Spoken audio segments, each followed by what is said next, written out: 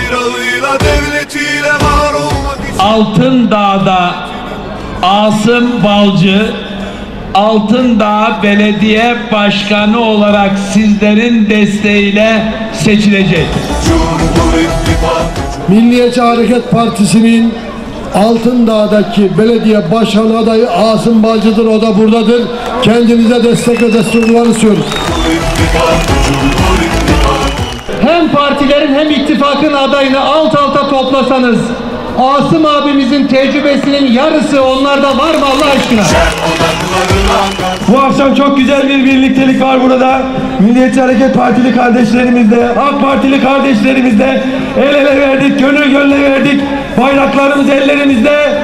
Güzel bir seçim atmosferinde son 15 güne gidiyoruz inşallah.